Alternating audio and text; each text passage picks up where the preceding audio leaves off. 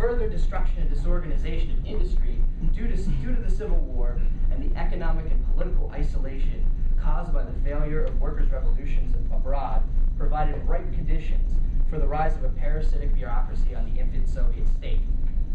As Trotsky observed in his 1937 book, The Revolution Betrayed, the revolution got no direct help from the West. Instead of the expected prosperity of the country, an ominous destitution reigned for long.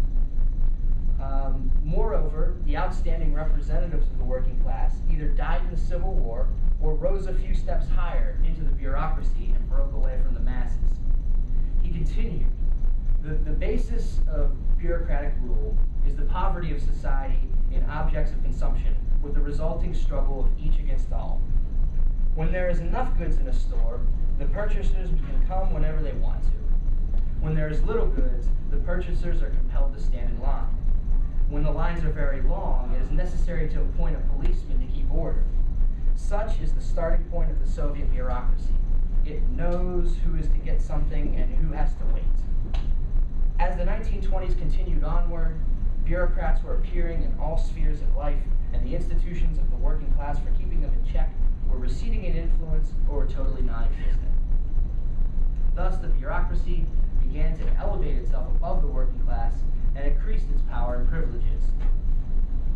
Trotsky had been arguing since the early 1920s that economic measures needed to be taken in order to regenerate the working class in the cities, and that the organs of workers' democracy needed to be revived alongside this. But Trotsky was defeated in his struggle against the rising Stalinist bureaucracy and eventually was expelled from the Soviet Union, along with the expulsion of the entire left opposition of the Communist Party in 1928. Trotsky explained that the Stalinist regime had seized power in Russia and had done away with all remnants of workers' democracy in a bloody counter-revolution. Nevertheless, there was not a return to capitalism. The new ruling strata based itself on the state-owned economy, from where it drew its perks, power, and privileges.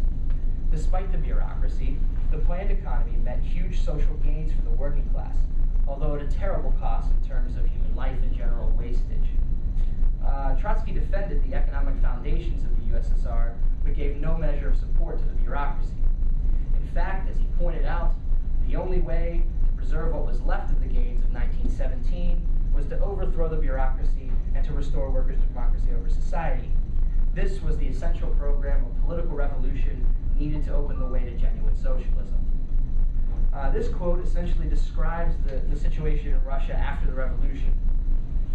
The Stalinist bureaucracy, who gained control over the country, destroyed workers' democracy and reversed many of the gains of the October Revolution.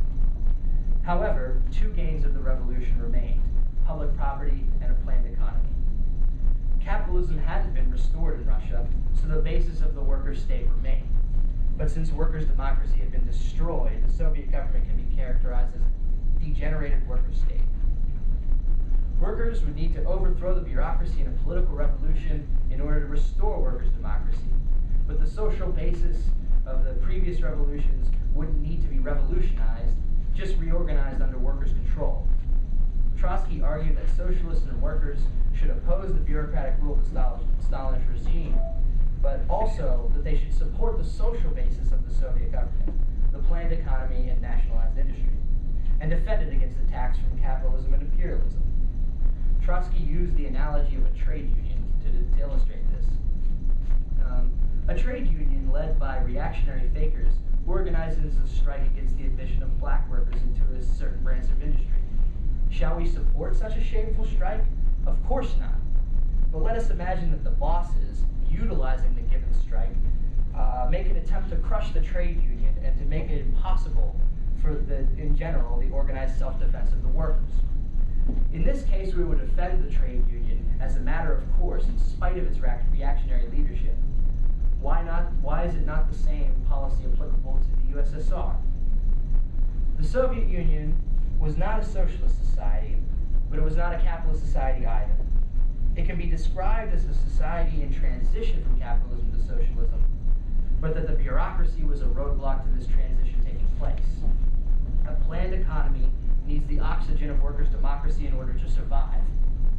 Trotsky predicted that either workers would rise up and topple the bureaucracy, once again setting them on the path to genuine socialism, or that the bureaucracy would make a move to restore capitalism in the face of a threat from the workers. And this is exactly what happened in the 1980s and early 90s.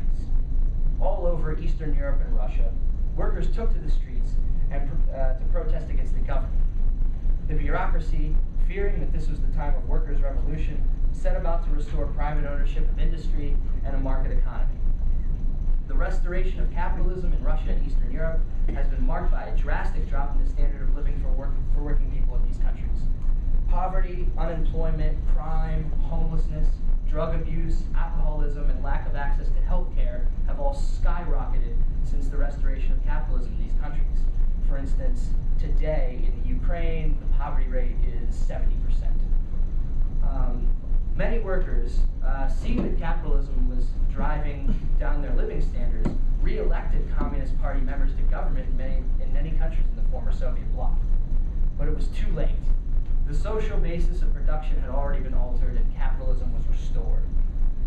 The fight for socialism today necessitates an understanding of the lessons Russia has to offer us.